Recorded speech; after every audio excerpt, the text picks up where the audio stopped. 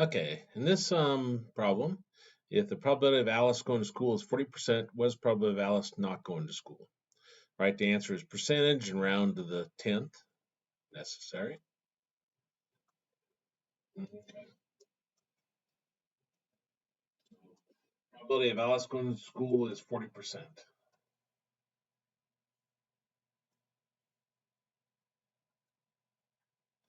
So probability, and this is probability of school.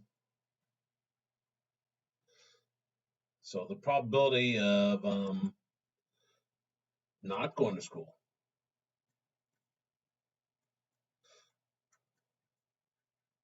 All probability adds up to 100%. So we would take 100% minus the probability of school. So we'd have 100% minus the 40%, which would give us 60%. And that's our answer.